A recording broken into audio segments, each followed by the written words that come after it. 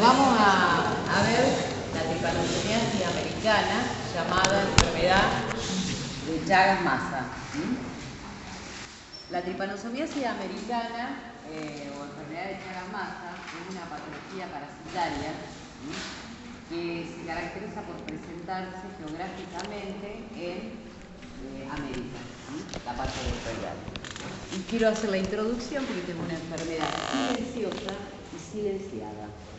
Es una enfermedad huérfana de la Organización Mundial de la Salud y, como dice el escritor Eduardo Galeano, dice: no estalla como las bombas ni suena como los tiros, como el hambre mata callando, como el hambre mata a los callados, a los que viven condenados al silencio y mueren condenados al olvido. Tragedia que no suena, enfermos que no pagan, enfermedad que no vende. El mal de Chagas no es negocio que atraiga a las industrias farmacéuticas, ni es tema que interese a los políticos ni a los periodistas. O sea, la industria farmacéutica poco se ocupó de esta patología, ya que las únicas dos drogas que vamos a ver que sirven para el tratamiento y en determinadas fases se descubrieron allá por la década del 60 y no hubo, y recién ahora la OMS la considera una enfermedad olvidada. Acá tenemos estos dos doctores que hacen la historia del Chagas, o sea, por eso se llama enfermedad de Chagas, por Carlos Chagas en 1909, que aísla por primera vez de un triatómino un parásito flagelado llamado Trypanosoma cruzi. Y al lado está el médico argentino que continuó con el estudio de Carlos Chagas brasilero, que fue el doctor Salvador Massa. Él decía que el Chagas se estudia en la zona de origen vectorial, que estaba en la Universidad de Buenos Aires, y es el que funda la MEPRA, que era un hospital donde se estudiaba. En ese momento había mucho hipotiroidismo y no estaban convencidos de la teoría de Chagas, de la presencia de un parásito flagelado productor de esta patología. El que siguió sus estudios fue Salvador Massa. Ambos murieron de tripanosomiasis americana. El caso que presenta por primera vez Carlos Chagas es el de una niña en 1909 de raza blanca. En ese momento todavía se hablaba de razas. Ustedes saben que antropológicamente ya no se puede hablar, hay una sola raza, que es la raza humana. Eso se vio al estudiar los códigos genéticos.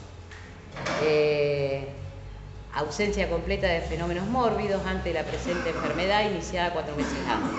Las primeras manifestaciones clínicas fueron intensos, accesos febriles intermitentes, y desde entonces le produjeron a la niña franca decadencia orgánica. No hay historia de perturbaciones del sistema nervioso, palidez considerable, edema subpalpebrales constantes y edemas fugaces en la cabeza y en sus miembros. En el primer examen, sin parásitos en la sangre periférica, la enferma estaba afebril. 4 días después, cuando ya encontraron los flagelados, la niña presentó fiebre que subió hasta 40 grados en el primer acceso. Esto es importante a tener en cuenta porque, o sea, tomando los primeros escritos de Carlos Chagas, esta tripanosomiasis por lo general es asintomática, o sea, no se ve, se piensa. Y a veces se la piensa en zona endémica vectorial con un síndrome febril prolongado en los niños. Vamos a ver que es mucho más frecuente en los niños. Gran número de ganglios cervicales, axilares, inguinales y plurales. Vaso crecido, o sea, esplenomegalia y hepatomegalia.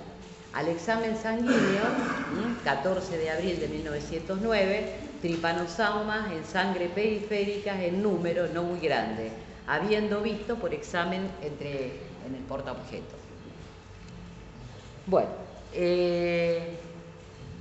la tripanosomiasis americana es exclusiva de América, desde el Río Grande, o sea, en el norte, en el límite entre Estados Unidos y México, hasta latitud sur, a los 46 grados de la República Argentina, que correspondería geográficamente en nuestro país, al norte de la provincia de Entre Ríos, norte de la provincia de Santa Fe, norte de la provincia de Córdoba, San Luis, Mendoza y San Juan. Hasta ahí se han encontrado o residen las vinchucas. Por ejemplo, nosotros acá en la ciudad de Rosario no tenemos vinchucas. Si tenemos alguna vinchuca es porque vienen con el traslado de troncos que vienen del norte. Podemos encontrar un ejemplar. Por ejemplo, un chico una vez había estado en Nuestro Señor de Mailín, en Santiago del Estero, y había dormido en una casa rancho. Cuando vino, al tiempo, ve en la pared blanca de su departamento una vinchuca. Entonces, esa vinchuca la trajo en el bolso. Se metió la vinchuca. Por lo general, son insectos que no se dejan ver. Ahora vamos a ver la entomología del insecto. Este sería la parte vectorial. O sea, hay un insecto, un artrópodo, que es vector de ese parásito flagelado que es el Trypanosoma cruzi, que se encuentra desde la latitud norte 41 hasta la latitud sur 46. Se calcula, en cuanto a infectados, teniendo en cuenta la parte vectorial, más de 100 millones de personas en riesgo de infección vectorial, de los cuales 16 a 18 millones están infectados y más de 700.000 casos nuevos hay por año. Después ocurrió con las migraciones una exportación del Trypanosoma cruzi, no del Triatoma infecta, del Trypanosoma cruzi. La gente que migraba, más por todos los desarreglos socioeconómicos políticos, llevaba en sus cuerpos el Trypanosoma cruzi. Lo que no se busca no se encuentra.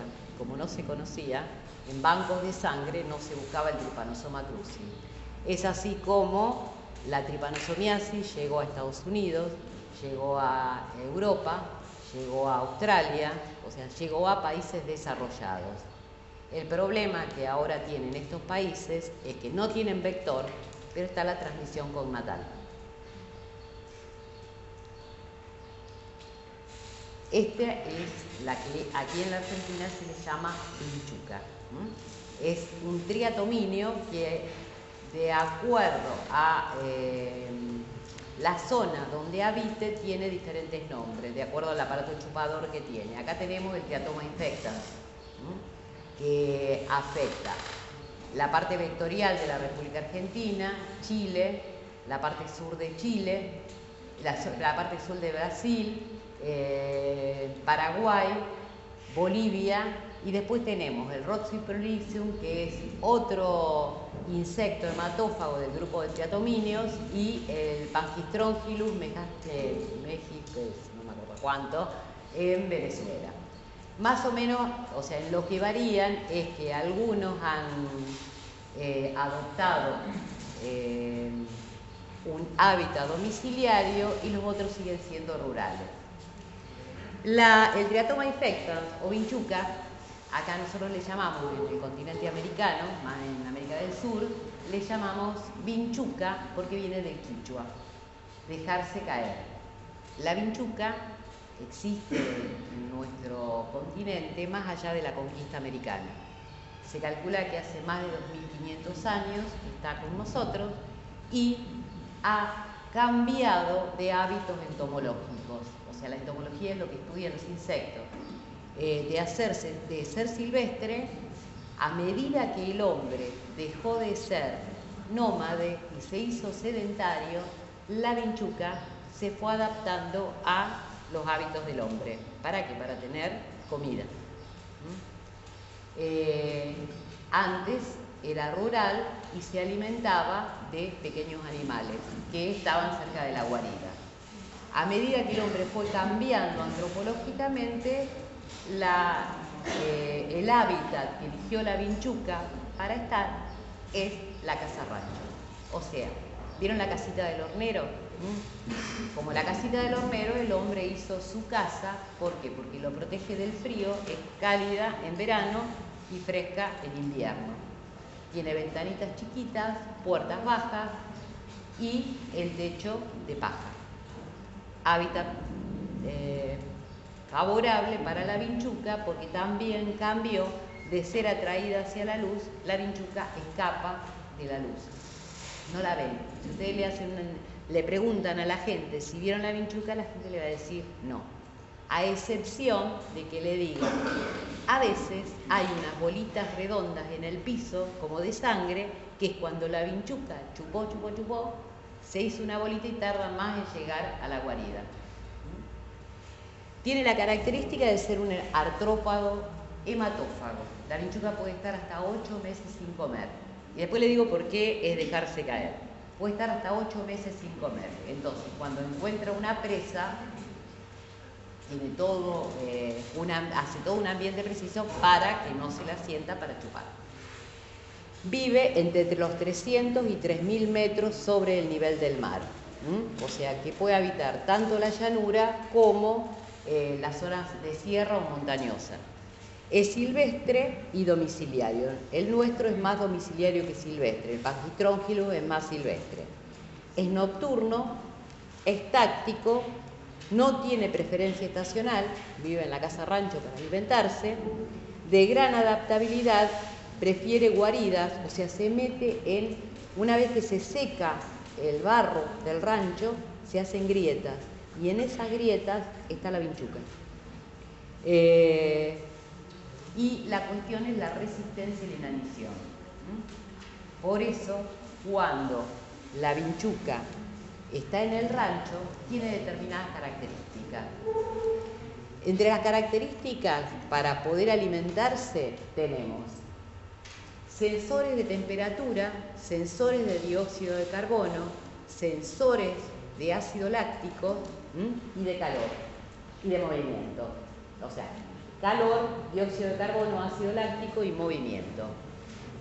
Entonces, la vinchuca va caminando por el techo del rancho. Por lo general, la gente duerme, los ranchos son monoambientes, están todos durmiendo ahí adentro, a veces los seres humanos y también el peridomicilio. A veces duermen los perros dentro del rancho.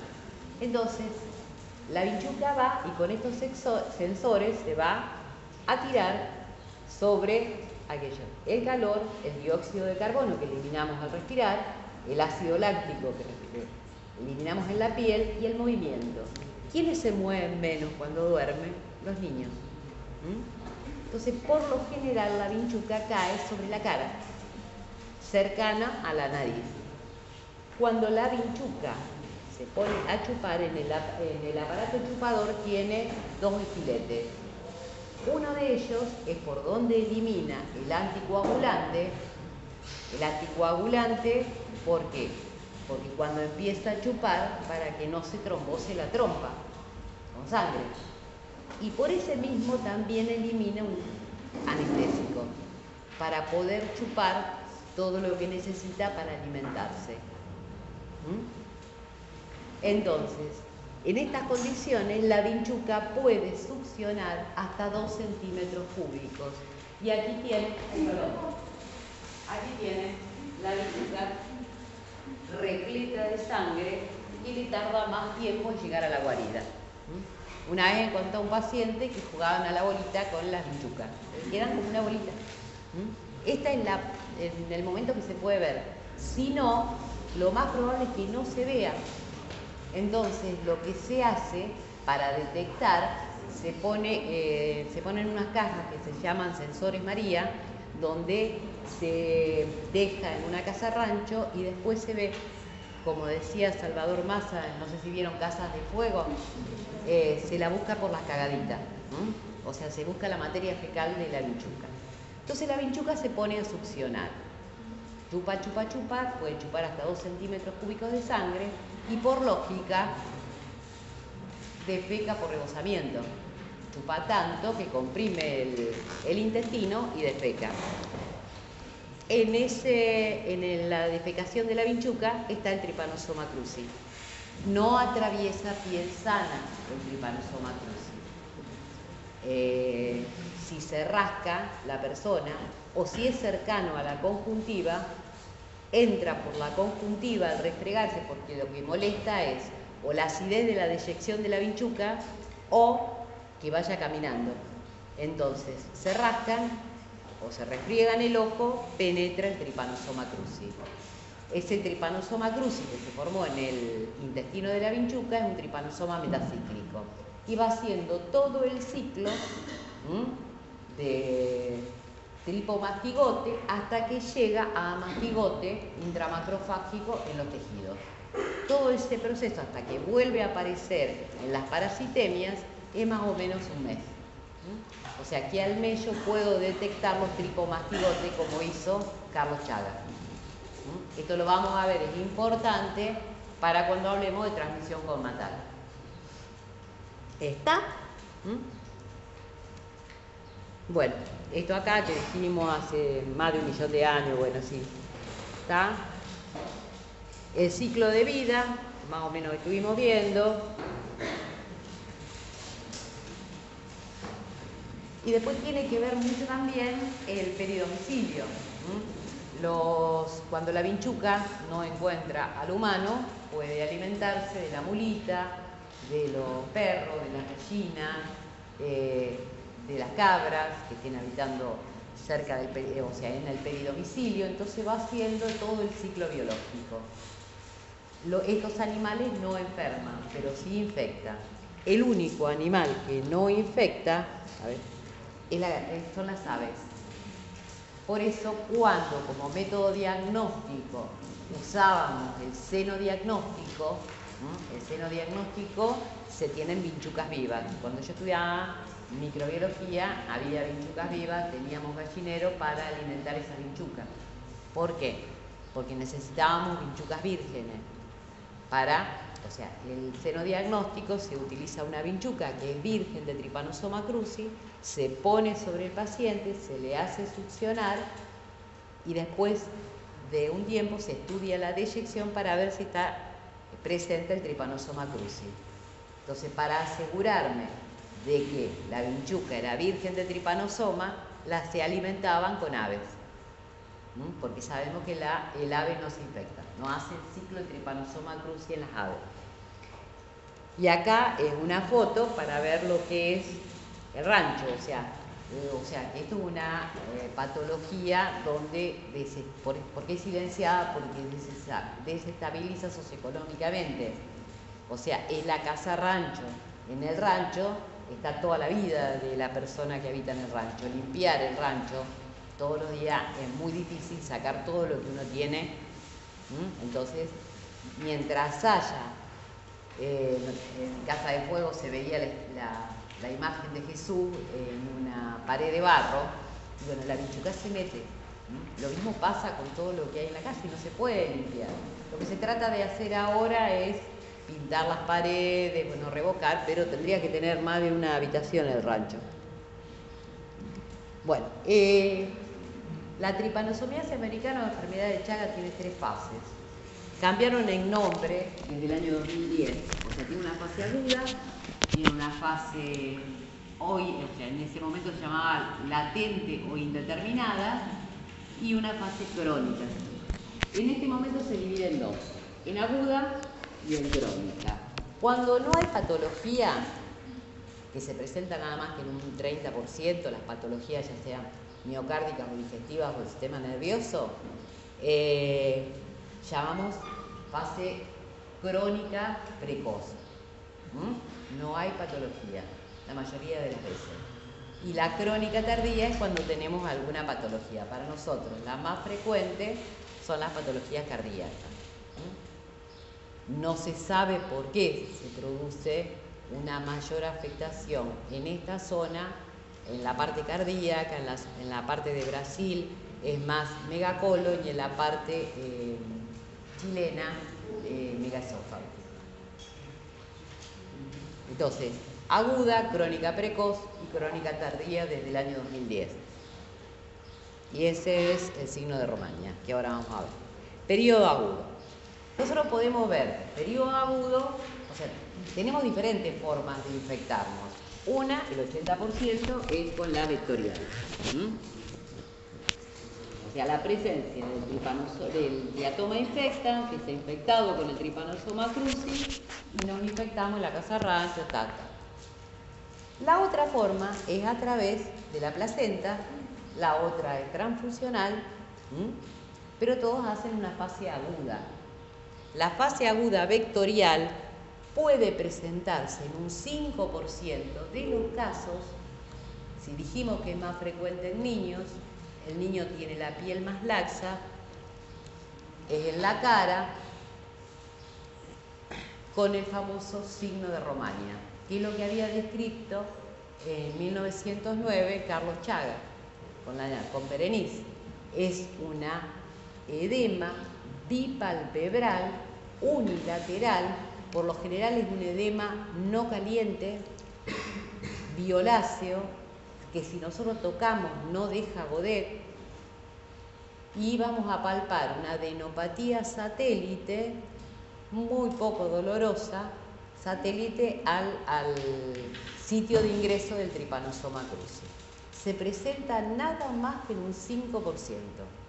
Se puede presentar como una forma, como un síndrome febril, que en esta zona donde se superponen diferentes endemias, por ejemplo en la zona de Misiones, donde actualmente es frecuente la leishmaniasis, también produce un síndrome febril inespecífico, pero aquí vamos a encontrar una esplenomegalia importante, no tanto en el Chagas. Puede presentarse como una miocarditis aguda, depende de la cepa y la característica que tenga el huésped. Si es un huésped inmunocomprometido, va a tener más tendencia a expresarse como enfermedad. Si no, es una simple infección. Estoy infectado con el Trypanosoma cruzi. ¿Puedo o no enfermarme? Esta es una foto de Bolivia, una chica boliviana, y esta es una foto de México.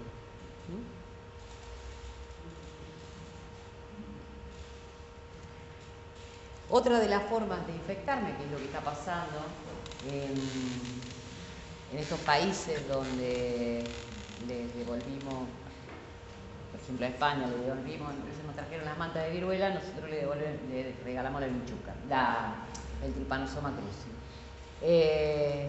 Es a través de transfusiones.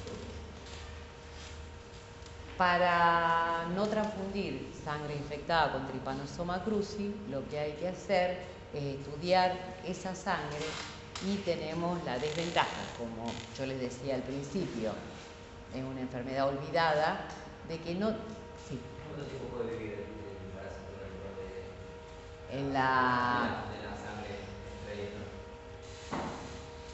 No te sé decir, en banco de sangre puede vivir bastante. No sé cuánto se conserva la sangre, pero el tiempo que se conserve la sangre puede vivir refrigerado.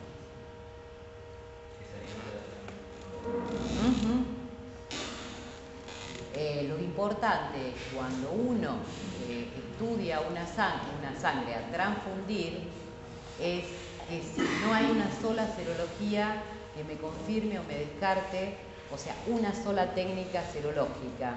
Por ejemplo, yo quiero saber si soy VIH positivo, me hago una ELISA, me la confirmo con Western, ya está. Para Chagas no. Para Chagas tengo que hacer 2 serologías o 3 serologías para confirmarlo o descartarlo. El problema es que en algunos bancos de sangre, por el costo y por la falta de reconocimiento de los sistemas de salud, se hace una sola serología. Y una sola serología no descarta la presencia del Trypanosoma cruzi. Entonces, un paciente que se presente con poliadenopatía generalizada, un síndrome febril inespecífico, un síndrome febril especialmente vespertino, crónico, un paciente que esté con fiebre, o sea, esa fiebre vespertina más de 3 semanas, sudoración profusa, un exantema en la parte superior del tronco.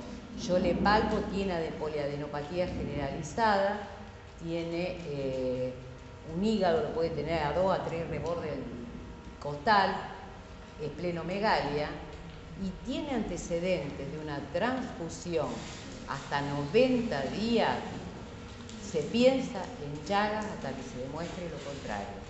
Ese paciente hay que pedirle un método directo para descartar Chagas. No en todos los bancos de sangre, por lo menos hablamos de nuestro país, se estudian bien los bancos de sangre. Hay zonas endémico-vectoriales donde me han comentado compañeros de ustedes que los padres son bioquímicos y que se hace una sola técnica serológica. Y muchas veces la técnica serológica que piensa la mayoría de los médicos de mi edad, que la toman como más precisa, en la Machado Guerreiro. Y casualidad, es la menos específica de todas las técnicas serológicas. Tiene nombre y apellido, pero no es la más específica. Acá hay un problema entre lo que reconocen las obras sociales y lo que nosotros necesitamos científicamente. ¿Cuáles serían las técnicas que se De ahora después. Bueno, esta vía de transmisión fue despreciada durante muchísimos años. Y lo que estamos viendo en zonas no endémico-vectoriales, por ejemplo, la ciudad de Rosario, es que la transmisión vertical es muy frecuente. Y que si no la pensamos, no la buscamos. Y si no la buscamos, no la encontramos. Uno tiene que implementar una buena relación médico-paciente con un interrogatorio que me vaya acercando a la probabilidad. Por ejemplo, ¿dónde nació? ¿Zona endémico-vectorial? ¿No? Bueno, vale. ¿Dónde nació su mamá? En Rosario, por ejemplo. ¿Y su abuela materna? Y en el Chaco, en Las Breñas. Y vivía en la casita de barro y paja. Como la mayoría de la gente se piensa que los médicos cuando pedimos una rutina, pedimos de todo, dicen no estoy infectado con Chagas. Y como no produce la mayoría de las veces enfermedad, no se busca. Y la gente se piensa que es negativo. Se han encontrado, por lo menos acá, una vez vino una chica que había entrado a trabajar al Alto Rosario antes de que se saque la ley de no control laboral para Chagas, que tenía serología positiva para Chagas. No la dejan entrar a trabajar. Entonces, en esa época, antes de la ley. Entonces se empieza a buscar, la mamá había nacido en Rosario, pero la abuela había nacido en el norte. Cuando se le hace serología a la mamá, era positiva. Ella y la hermana eran positivas, nunca habían estado en zona endémico-vectorial. Entonces, a través del interrogatorio yo puedo encontrar estos casos. ¿Qué pasa?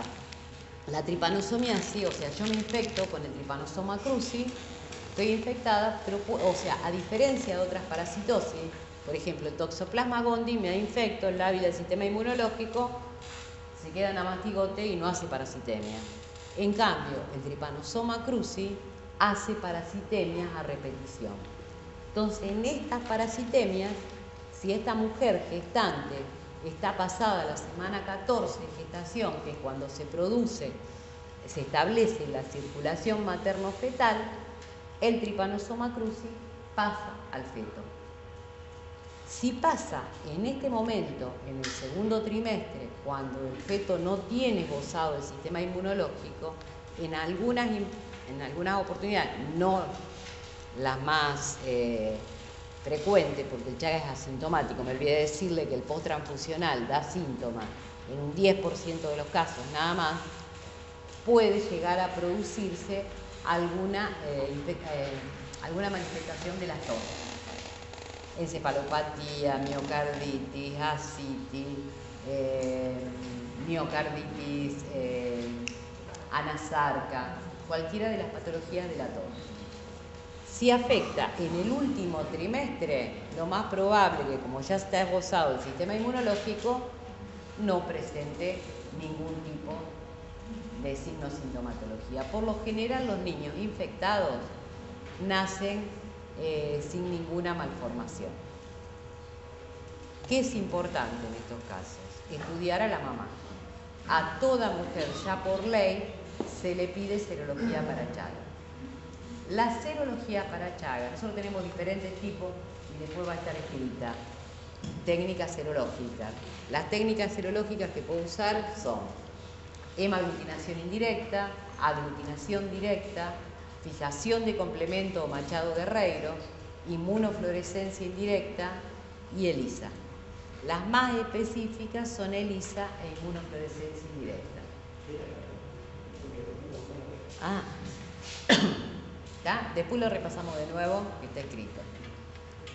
¿Qué tengo que hacer? Pedirle dos de estas técnicas, a mí me tienen que dar positivas o negativas para confirmar o descartar Chagas. Supónganse que le hicimos las técnicas a la mamá y la mamá nos viene con serología positiva para Chagas. No puedo hacer nada durante el embarazo. Le hablo a la mamá, le comento que ahora la vamos a estudiar a ella desde el punto de vista cardiológico y que cuando nazca el bebé lo vamos a estudiar y si encontramos el parásito vamos a tratar al bebé. Ni el nifurtimox ni el besmidazol, que son las únicas dos drogas que se utilizan para tratar esta tripanosomiasis, se pueden administrar durante la gestación porque son teratogénicas. Producen translocación del cromosoma 6. Entonces no se pueden administrar.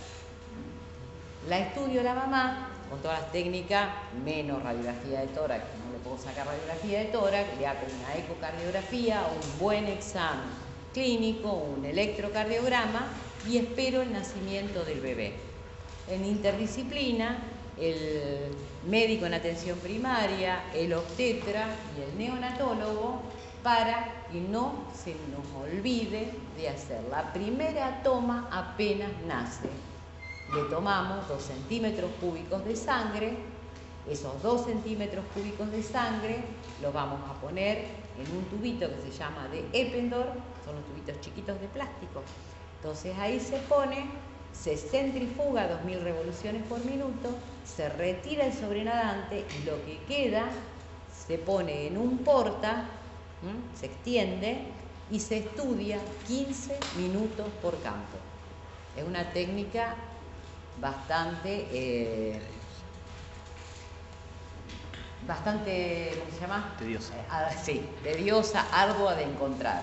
En algunos lugares donde se cuenta con reacción de polimerasa en cadena, puede acercarnos, no hace diagnóstico, ninguna PCR hace diagnóstico, nos aproxima a, o sea, veo secuencia de nucleótidos que pueden ser Trypanosoma tursii, pero no hace diagnóstico. Entonces me dicen, mirá mejor esto que puede estar el parásito. Si da negativo, el PCR No, puede dar negativo, no. pues. Tengo que esperar.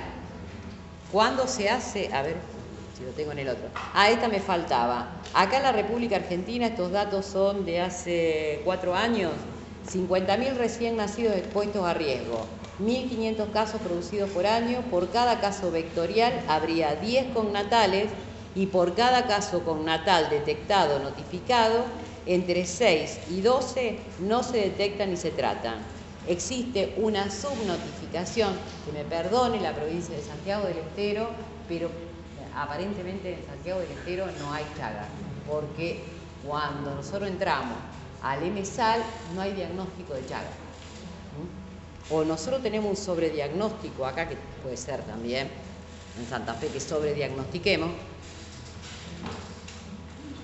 Bueno, detectar a la gestante, control cardiológico, clasificar infección o enfermedad, esperar el nacimiento, realizar pruebas directas. Lo que hacemos es el estru, lo que le decía yo de llenar el tubito de Eppendorf, es el estru. El microestru es el que se hace en los capilares de vidrio. ¿Vieron alguna vez hacer un hematocrito? Cuando van a sacarse sangre, ¿vieron que el bioquímico llena unos tubitos de vidrio, unos capilares de vidrio? Bueno, con eso se hace el microestru. ¿Qué problema hay? Yo lo centrifugo, pero después tengo que cortar el capilar para sacarle la sangre que hay dentro. ¿Y qué pasa? Cuando corto el capilar me puedo infectar. Entonces es un riesgo laboratorial. Entonces, frente a ese riesgo laboratorial, lo que más se usa es el estru, no el microestru. Esto se hace 3 veces, a los 0, a los 15 y a los 30 días. ¿Por qué? Porque si la mamá hizo una parasitemia a la semana 38, a los 0 va a ser negativo y a los 15 va a ser negativo. Recién voy a tener, por el ciclo que hace el Trypanosoma cruzi, la presencia a los 30 días.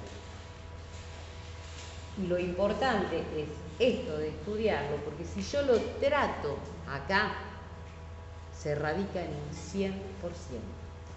A medida que va aumentando el tiempo entre la infección y la detección, la probabilidad es mucho menor, porque ya se encuentra en la mastigote.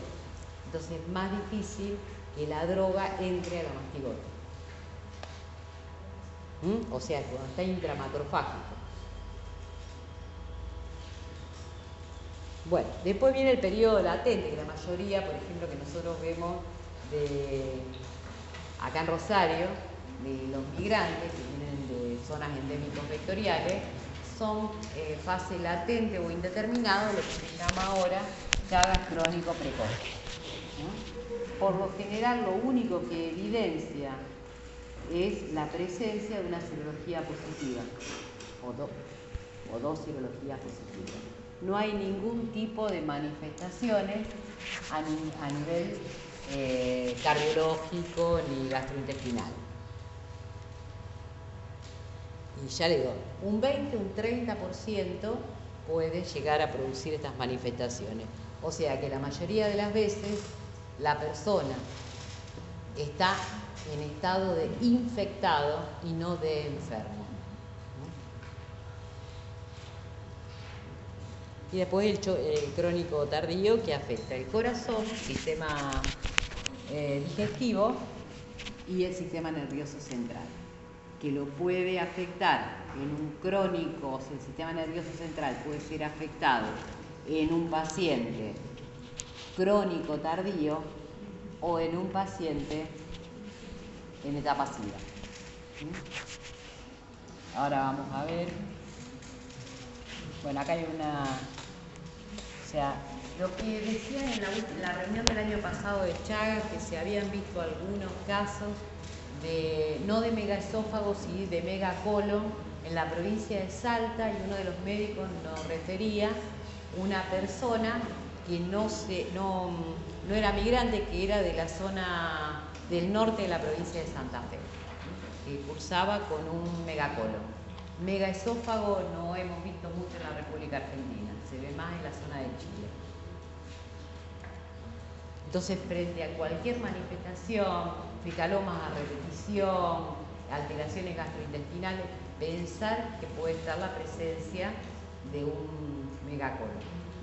Yo me acuerdo que recién había entrado a la Facultad de Medicina en el 75, yo vi un megacolon por Chagas. No sabía nada de Chagas, pero me acuerdo de ese megacolon. Una señora de 40 años más o menos. Bueno, y esto es lo más frecuente dentro de lo infrecuente de observar aquí en la República Argentina, que es la afectación cardíaca. Es una de las causas más frecuentes en zona endémico vectorial de muerte súbita. Por alteraciones a nivel eléctrico. O sea, no se sabe por qué hasta la fecha. O sea, por eso le digo que esta es una enfermedad olvidada, porque no puede ser que hasta la fecha no se sepa por qué se produce la alteración a nivel hemodinámico, a nivel de la fibra miocárdica o a nivel del sistema conductor por la tripanosomiasis, si es autoinmune, si no es autoinmune, si... Se sabe que no lo produce el parásito en sí, pero ¿por qué? No se sabe. Lo mismo pasaría con el plexo a nivel gastrointestinal, la denervación del plexo gastrointestinal, que aparentemente es producida, pero no se sabe por qué, porque no es la acción directa del parásito. Bueno, entonces el 25% de los infectados puede llegar a tener alguna alteración a nivel del aparato cardiovascular. Dentro de eso tenemos que buscar alteraciones a nivel del ritmo cardíaco, o sea, lo frecuente es el bloqueo de rama derecha, lo más frecuente que hay en el Chagas, la bradicardia que vamos a presentar. Por lo general, si hacemos un examen como médico en atención primaria, podemos encontrar una bradicardia menor de 60 latidos por minuto. Lo que vamos a encontrar depende del grado. Ahora yo les doy la clasificación en grados. Podemos encontrar ya directamente una cardiomegalia o una insuficiencia cardíaca por la afectación cardiovascular. Y vamos a... Entonces, ¿qué tenemos que hacer? Tenemos antecedente epidemiológico, hay que hacerle la serología, radiografía de tórax, ecocardiograma y electrocardiograma, y entonces vamos a hacer una estadificación del Chagas crónico tardío.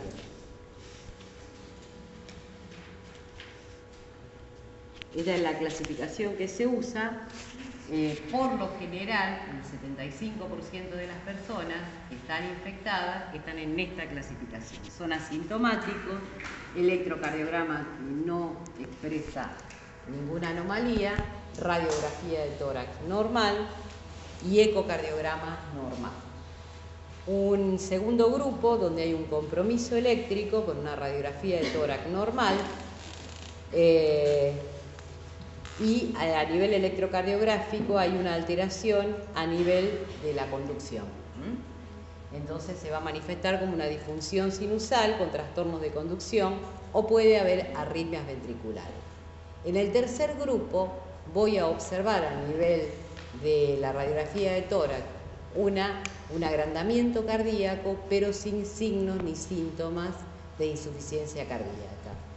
Y el último grupo es donde ya o presenta un aneurisma de la punta, que la patología que se le asocia más frecuentemente es la miocarditis chagásica o la insuficiencia cardíaca, ya sea derecha o una insuficiencia ya sea izquierda o ya sea una insuficiencia cardíaca congestiva donde se compromete el corazón derecho. ¿Está? Para los que no vinieron, si quieren acrecentar toda la parte de cardiología, el viernes viene el doctor Veloscar a la otra parte, o sea, los otros alumnos que tienen que venir los viernes, y él les puede agotar las dudas de la parte cardiológica, porque yo hasta acá llegué. No me meto en disciplinas que no me corresponden. Bueno, puse esta diapositiva, no se ve nada, pero es a raíz de un caso que presenta la gente del Muñiz, de un paciente VIH positivo, una paciente, en este caso un caso femenino, VIH positivo con un síndrome de masa encefálica. Desde que aparece el síndrome de inmunodeficiencia adquirida, o sea el VIH-Sida, los síndromes de masa encefálica se relacionaron más con la toxoplasmosis. Y empíricamente se trató al toxoplasma gondii, o sea, se le daba pirimetamina, sulfadiazina, ácido folílico, pensando. Siempre se hacía un tratamiento empírico. El tratamiento de certeza sería hacer una biopsia heterotáxica, llegar hasta la zona, encontrar cuál es el agente que está causando, hacer una biopsia y tratarlo en consecuencia. En los pacientes con antecedentes, hay que pensarlo, porque ahora ellos ya lo empiezan a tener, los norteamericanos, hay que pedir serología para Chagas. Un paciente con serología positiva para Chagas puede hacer una reactivación de un foco del sistema nervioso central y puede presentar este cuadro clínico. Entonces yo tengo que pensarlo. A todo paciente VIH positivo le tengo que pedir serología para Chagas. Esta paciente se le hizo un estrú de líquido cefalorraquídeo y vinieron Trypanosoma cruzi. Tenía tanto Trypanosoma cruzi en sangre como el líquido cefalorraquídeo. Es más bien puede producir una meningitis a líquido claro, pero más bien es una encefalitis. Y el tratamiento con cualquiera de las dos drogas da una buena evolución de esta patología, sumado a los antirretrovirales. Entonces hay que pensarlo. Acuérdense que el Chagas no se ve, el Chagas se piensa. Y lo ideal sería no llegar a una miocarditis chagásica. La cuestión es esa. Mientras nosotros el paciente, hasta ahora se habla de tratar a los crónicos precoces y tardías. Hasta ahora lo que hacíamos es control una vez por año por radiografía de tórax, ecocardiograma, y si se ve alguna alteración a nivel cardiológico, se trata. Bueno, acá están los métodos diagnósticos. Los métodos diagnósticos, porque supónganse que nosotros no estamos en un hospital escuela. O sea, nosotros acá trabajamos Facultad de Medicina con la Facultad de Bioquímica y tenemos la suerte de tener técnica porque hay fase de investigación. Entonces nosotros acá pedimos laboratorio central, yo pido hemaglutinación indirecta, inmunofluorescencia y ELISA. Entonces pido 3 muestras. Pero 2 son específicas y sensibles, que son la IFI y la ELISA. Pero supónganse que yo estoy trabajando en otro sanatorio y por obra social. La obra social me reconoce una sola técnica y no me reconoce más de una. Esos son los grandes problemas que tenemos con el Chagas. Todavía por ley no se acepta. Entonces la segunda muestra se la tiene que pagar el paciente, porque no la reconoce. Supónganse que estamos trabajando en un lugar, pero que tenemos aglutinación directa, fijación de complemento y aglutinación indirecta. Ahí necesito 3 muestras. ¿Por qué? Porque son inespecíficas. O pido 2 muestras, una me da positivo, la otra me da negativo. Necesito una tercera muestra para que 2 sean positivos. Con una sola muestra no confirmo ni descarto el diagnóstico de trypanosomiasis. No hay una técnica fidedigna que me diga, por ejemplo, toxoplasmosis G positivo, yo sé que está infectado. En Chagas no, todavía no. Entonces tenemos ELISA, IFI, HAI, fijación de complemento y aglutinación directa. No, algunos lugares los cuantifican, es cuantitativa. La mayoría de las veces viene cualitativa, o sea, positivo o negativo. Todavía no se le ha dado mucho peso, o sea, significación a la cuantificación.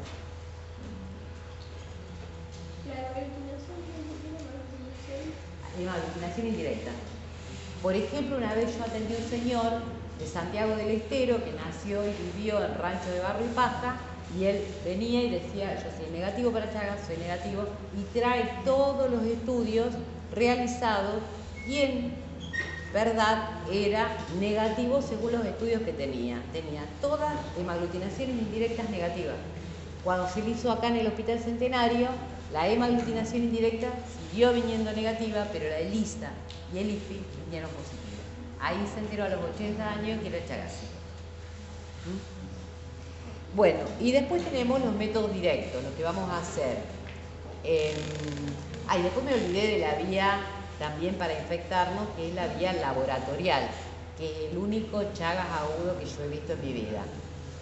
O sea, yo vi un solo Chagas agudo en mi vida y fue una bioquímica que estaba en investigación con cepas altamente infectantes de Trypanosoma cruzi. Se accidentó y hizo un chagoma de inoculación, y es un chagoma con un edema, era acá en el dedo, era edema violáceo, duro, frío y la adenopatía satélite. Entonces, inmediatamente, como ya sabíamos que se había infectado con Trypanosoma cruzi, se le dio medicación. No le pasó como ustedes van a ver en Buenos Aires, hay un instituto que se dedica a estudiar Chagas que se llama Fatala Chavén. No sé si escucharon alguna vez. Fatala Chavén era un médico recién recibido que en el Instituto de Chagas, con los investigadores, se pone a investigar drogas para tratar la tripanosomiasis. en 1960 y se accidenta, como le pasó a esta doctora, pero no había ninguna droga para tratarlo. Y como eran cepas altamente infectantes, murió de miocardiopatía chagásica. O sea, hizo una miocarditis aguda y murió. En la época en que se estaban investigando. Existen varias técnicas directas, o sea, cuando yo miro el parásito flagelado. Está la gota gruesa, la gota fresca, el estru, el microestru, senodiagnóstico y hemocultivo. Los que tienen una especificidad del 100% es el senodiagnóstico y el hemocultivo, pero carecen de rapidez. Yo necesito un mes para saber si es positivo o negativo. Entonces la técnica que nos tiene que quedar en la cabeza, hacemos el estru. ¿Por qué? Porque una gota, la probabilidad es mucho más baja de encontrar el Trypanosoma cruzi.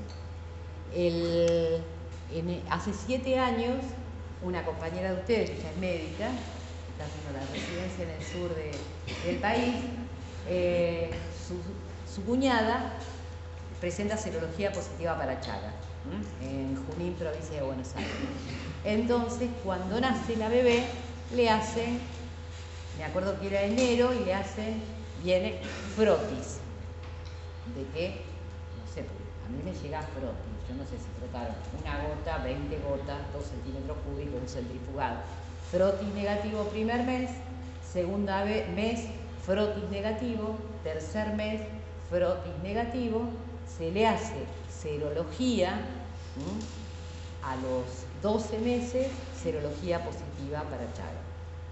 Se la trata a los 12 meses se le hizo serología, o fue más tarde.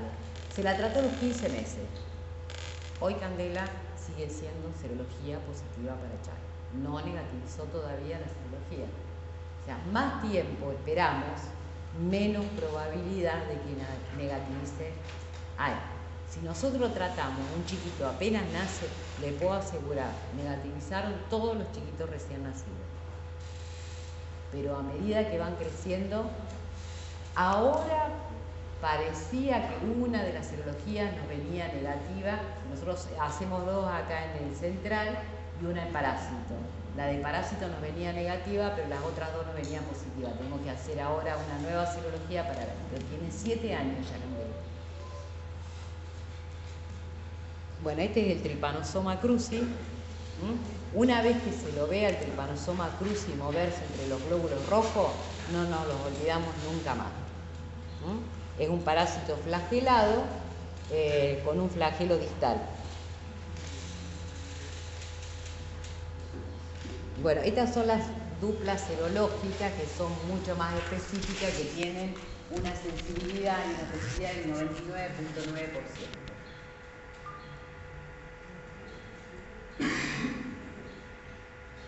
O sea, hemaglutinación indirecta ELISA, IFI ELISA y IFI hemaglutinación indirecta.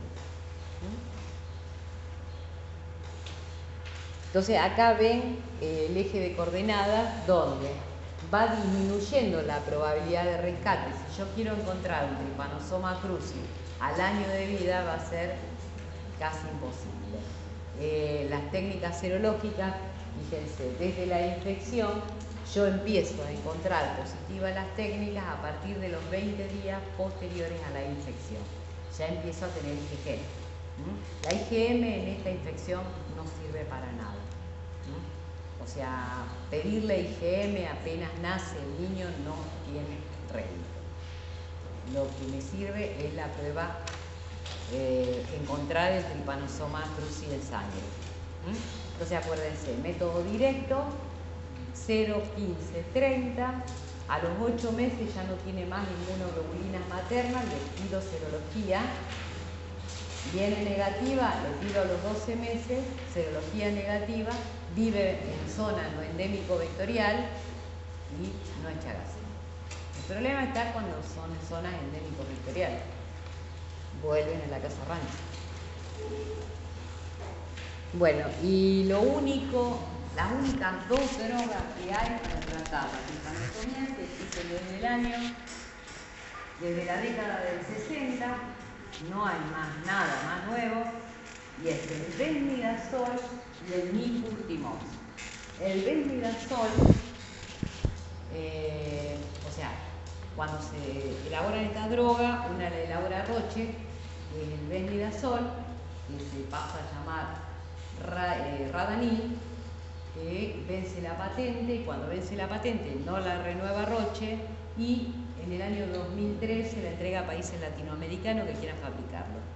Nosotros, como siempre, contestamos tarde, contestamos el año pasado empezamos a fabricarla. Hasta ahora, desde el 2003 hasta hace 2 años, se la comprábamos a Brasil. Y el nifurtimox también lo podemos conseguir. La empresa que lo fabrica, que es Bayer, está en Tegucigalpa, Honduras, y la República Argentina lo compra a Honduras, y tenemos a disposición nuestra el nifurtimox.